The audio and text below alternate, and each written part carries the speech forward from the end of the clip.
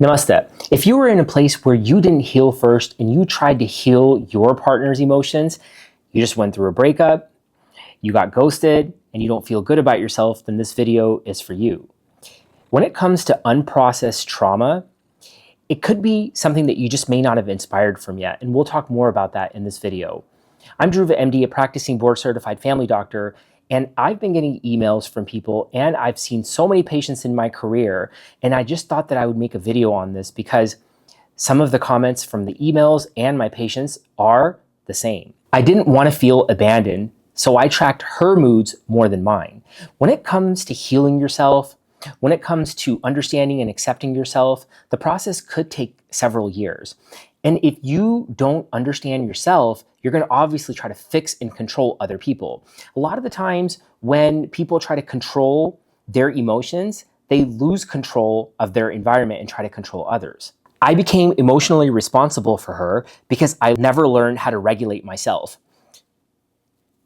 I became emotionally responsible for her. Imagine that. You feel that it's your duty to help other people. Trust me, I've been there before. And I just went through a breakup recently and got ghosted. Nothing happened. There was no argument. There was no back and forth, no bad text messages, just a ghost. And I'm thinking to myself, what did I do in this situation? I even reached out and said, look, if there's something that I did, I would like to be held accountable. I want to accept it and I want to embrace it. I pay coaches. I have been through coaching programs. I have a mindfulness-based stress reduction certification. I pay therapists. In an emotional, intimate relationship, if you can tell me what I can do to improve on myself, I would appreciate that. Maybe some of that stuff was too intense, but it definitely didn't come across as controlling. But before I would have said, look, if you don't fix yourself, if you don't control yourself, then this relationship is over. And all of that stuff is narcissistic behavior. It's condescending, lack of empathy, and trying to control and an excess need for admiration. Narcissistic behavior is not a bad thing. Do you want to be the best version of yourself? Well, that's narcissistic behavior too. What you want to do in these situations, and that's why I'm trying to help people understand that you don't want to emotionally regulate yourself. You don't want to talk to a bunch of people that are blaming others either. I kept him calm so I wouldn't have to face my own chaos. I kept him calm. I said that you need to do this. You need to take care of yourself because I didn't want to accept what was going on in my mind, in other words. I walked on eggshells just to avoid rejection. I would just say, look, you know what? Things are going to get better. Don't worry about it. I'm going to do this. You do this, and then we'll both change together. And what you're doing is you're walking on eggshells, hoping that this other person doesn't reject you. And I've done this in plenty of my previous relationships. And that's when I just said, look, I have to develop a relationship with myself. However, I didn't know that was God's plan. I didn't know that me living alone for 7 years, I was single for 10 years, but I was actively searching in 3 of those years.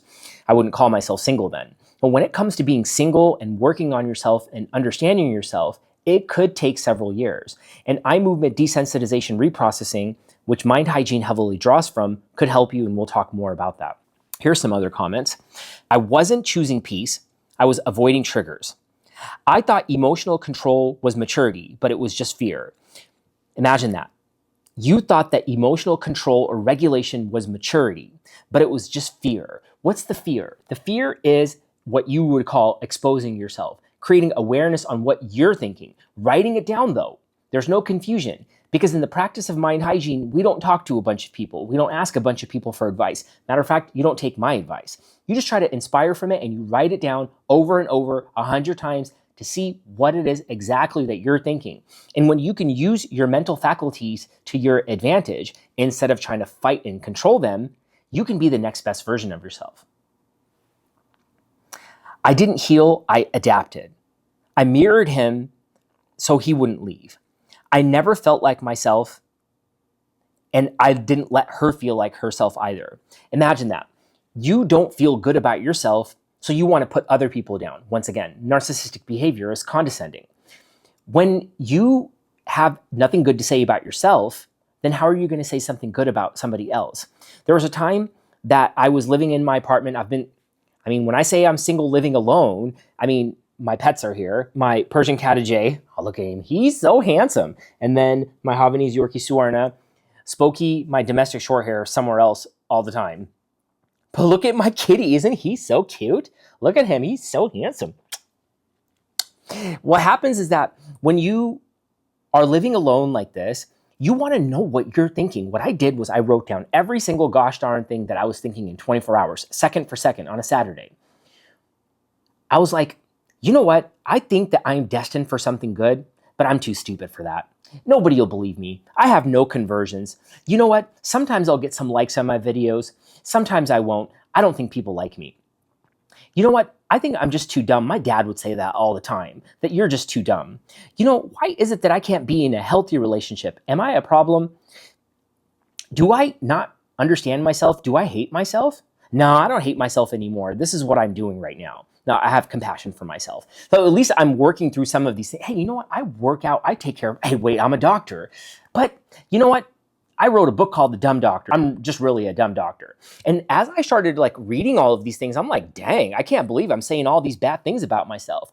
Imagine if I'm saying all these bad things about myself, how do you think my experiences in life with my relationships are going to go? No, I would be doing a disservice to not only the other person, but to myself too. And that's when I knew I just needed to be single. And that journey from self-hate to self-love took me about 5 years. And during that time, I've been to many therapies: cognitive behavioral, dialectical behavioral, rational emotive behavioral, metacognitive behavioral. I have a certification in mindfulness-based stress reduction. And I was going to eye movement desensitization reprocessing therapy for about 3 years, 2 to 3 times a month. And during that time, what really made me successful was not going to therapy. It was the writing. And I rap too. I wrote a lot of rap songs on my times in EMDR. Eye movement desensitization reprocessing therapy is designed to help you process unhealed emotional pain stored in your nervous system. A 2017 meta-analysis in Frontiers in Psychology found EMDR to be significantly effective for reducing trauma-related symptoms, even more than in some traditional therapies like cognitive behavioral therapy or just talk psychotherapy, which I don't feel is very useful. I'm the action guy. I want to know what to do. What am I going to do now? And how am I going to repeat that over and over? How can I scale that and then do it all alone? And then when I do get into a relationship, I'll have these tools in place where I know what works for me. I'll only hold myself accountable. I will not say that it's trauma. It's something that I haven't inspired from yet. As an example, when I got ghosted this last time, just a couple weeks ago, I was like, dang, this one really like stung because nothing happened, right? We didn't have like a blow up, and this is nothing against her. None of my videos talk about anybody else. It's like a patient encounter. I've been ghosted many times, so nobody will even know who it is. But some of them sting more than others, and you're replaying the text back. All of a sudden, they're just gone. I'm like, dang. And then you're sitting there thinking, but what did I do? Am I stupid? Am I dumb? Am I not good enough? And you know, even at peak level, I still ask myself these things. However, I have all of these writing techniques to say, wait a second, something happened here. Usually when something bad happens to me, something great happens later. When I went to juvenile detention when I was younger, I went to India and became a doctor. When I was doing alcohol and drugs, I became sober, and then I started helping others and understanding their journey.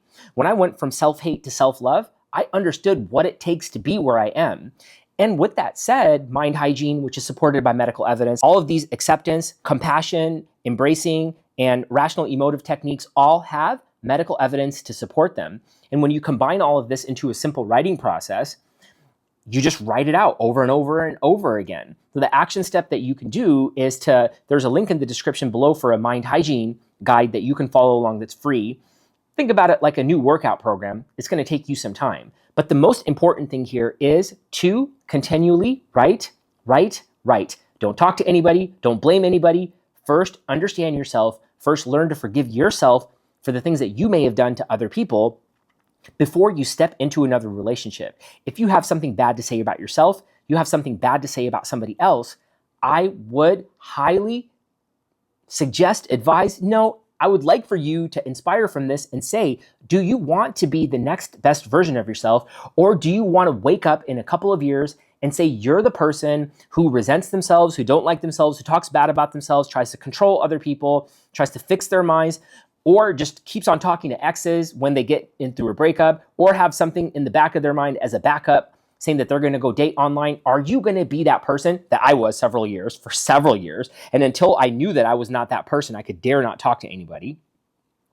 Or are you going to take some of these events and inspire from them, as I did? When this person ghosted me, I'm like, there's something here, but I'm going to feel bad though.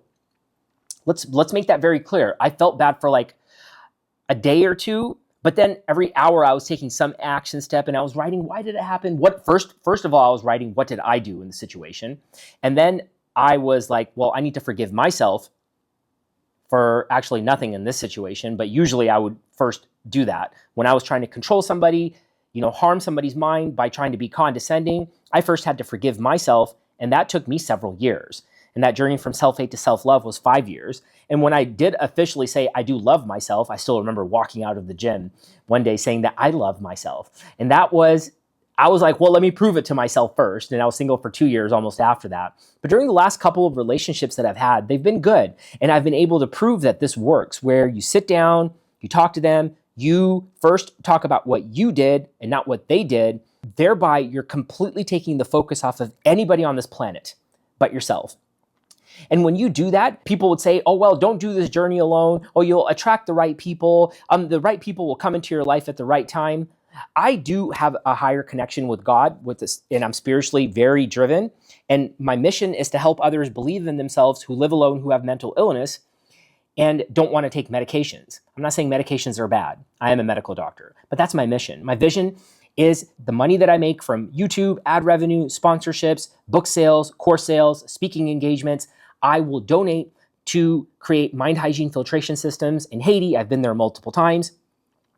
I want to go to Syria, Ukraine. I don't know. For some reason, I have these countries in my mind. India, I've done medical work there. I went to medical school there too.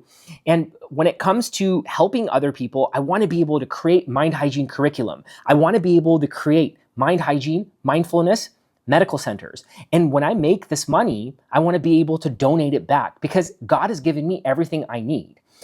I mean, it'll be nice to be with somebody. It'll be nice to have a companion, but I'm not going to be with somebody that doesn't share the same values. And people will call that intense. They'll call you, oh, don't work on yourself so much. Just be happy with who you are. I'm just not that person. I need something else. I got to have more, and I got to have more and more. And the more right now is the purpose is that my mom was schizophrenic. She lived with schizophrenia for 27 years, was institutionalized for 16 years, locked down, 9 years, stepped down. And she was in these walls by herself for so many years. Her suffering is not going to go in vain.